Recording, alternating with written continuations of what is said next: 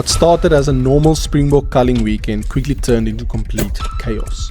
From a crazy first day in the veld to sitting for hours without seeing a single animal. This hunt didn't go the way we expected. And by the last night, we still had numbers to shoot. So we decided to load up the thermals and we headed back into the dark. So we are in the veld. Look at the sunset. And we are busy zeroing the rifles, making sure all of them are accurate, zeroed in and perfect for tomorrow. And yeah, tomorrow we start the hunt.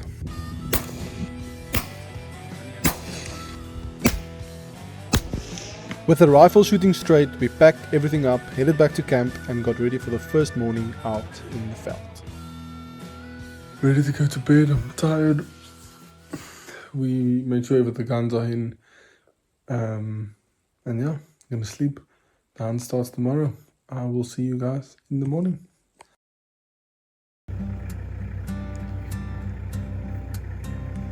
So we are heading out to the veld.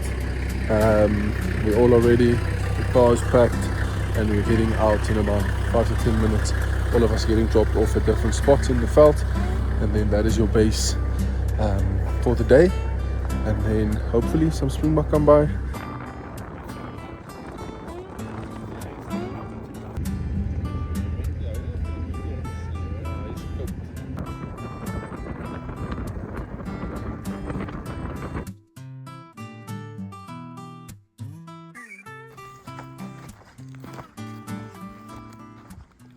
So this is my spot where I'm set up. I was in this exact same spot last year as well, and I used this rock. It's like a perfect table to lay on and shoot. Unfortunately, some of my footage got corrupted and looks a bit weird and glitchy. There's nothing I can do about it, so just pretend it's not there. So I got the Springbok in my crosshair. Took out my rangefinder to get the perfect range. Took a deep breath, took my time, and I took the shot. Nice, so I just shot the first Springbok. Unfortunately it wasn't a ram, but there was no rams in the 10 to 15 Springbok that was in front of me. The shot was, I ranged it at 290 meters. I think it's a perfect headshot. Dropped immediately. I'm gonna go get it, and yeah, let's see. So there it is. I'm hoping for a perfect headshot, which I think it is. It was a perfect headshot, so I shot it right there. Now the work starts. I need to take out the stomach and then drag it all the way to where I'm shooting from, which is around 290 meters away. This section is included for educational and documentary reasons, to show people how to safely and cleanly remove the stomach of a Springbok. And I blurred out all the gory bits as well. My cold hands just feels so nice to put it in the hot organs. It's actually crazy. So this is, I wouldn't say the worst part, but definitely not fun. And it's the fact that you shoot a Springbok 290 meters away from where you set up.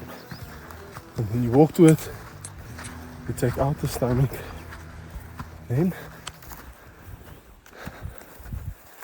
you drag it all the way there. Oh my goodness, now there's a whole bunch of Springbok coming past me.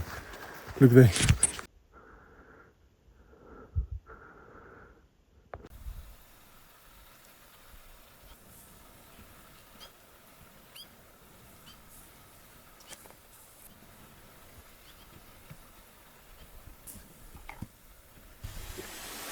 It wasn't long after I brought back the first Springbok when the next group of Springbok stopped right in front of me. So I ranged again, set the scope and waited for an opportunity. I loaded the gun, got them in my scope, and I pulled the trigger. So I just shot a ram. So I see it. There it is. Here it is.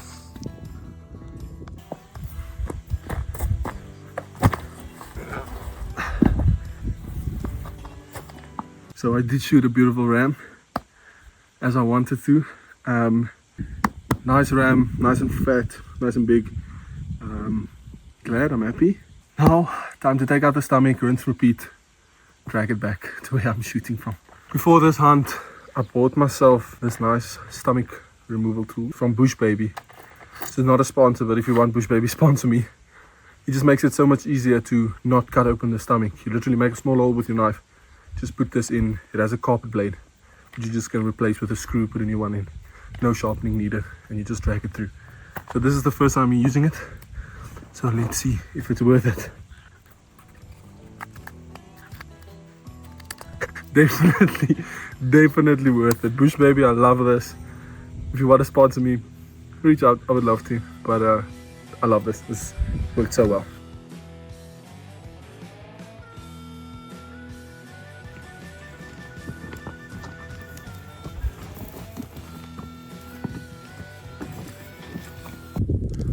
Two of them. Last year this pile there was 8 at the end of the day on the first day, so it was crazy. But I'm not shooting that many again this weekend, but 2 on the board, and yeah, let's hope for more. After waiting a while, more springbok presented themselves. They were quite close, so everything happened so fast. I lined up, took the shot, and it fell. Unfortunately, I didn't record this part, but I did shoot another springbok after this one as well.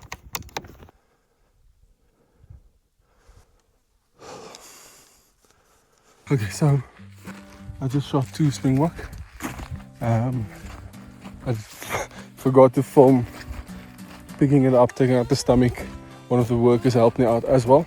So I shot 4, but the bakkie came and picked up 1 already because he drove past me while I was taking out the stomach. So there's 3 here.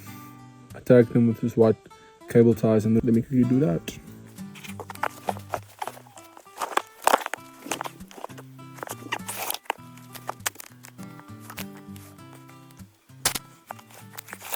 The day is finished. It was a bit chaos here at the end. I didn't record a lot, but from 4 or 5 I went from 7. Saw a young buck that had a broken back leg, and I had to put him down. He was running away, so it was quite a cool shot. Shot him behind the head as he was running away from me, so that was cool. And then 2 others that was added to the pile as well. So I am on 7, and so I was supposed to only get 5. They said we can get more for the farm themselves, but yeah, that's day 1.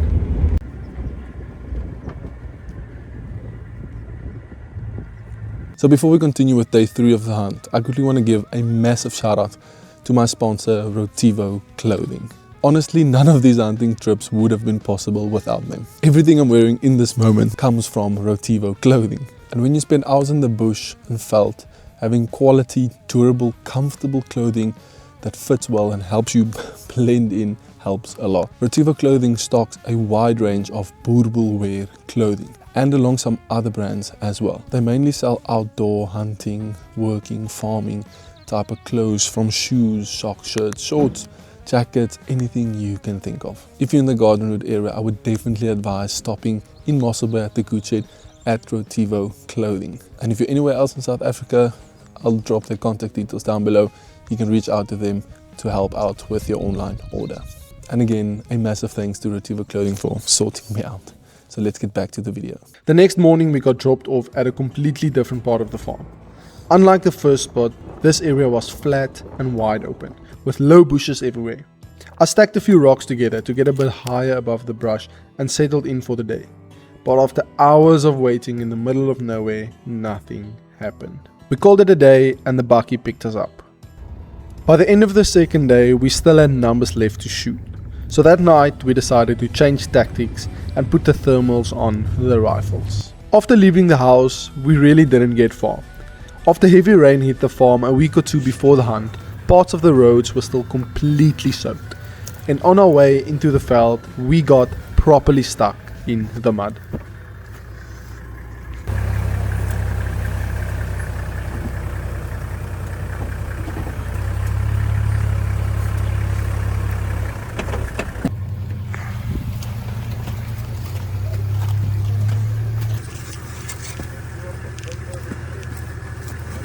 Once we got out and got going again, the flashlights came out and we started scanning the veld for movement. Not before long, we spotted our first group of Springbok.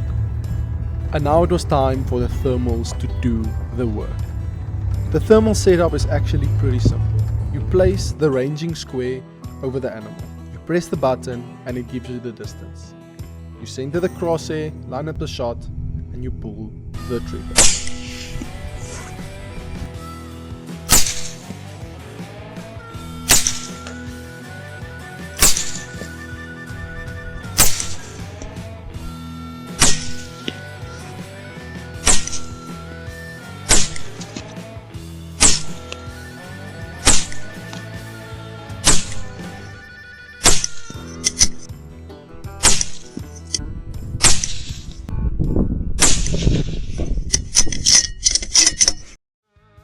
After a weekend in the veld, we loaded the bakkie, packed all the Springbok in the trailer, and we started the drive back home. It wasn't a perfect hunt, but it definitely turned into one we won't forget anytime soon. If you enjoyed the video and you want to see more hunting and outdoor content like this, make sure to like, subscribe, and I'll see you in the next one.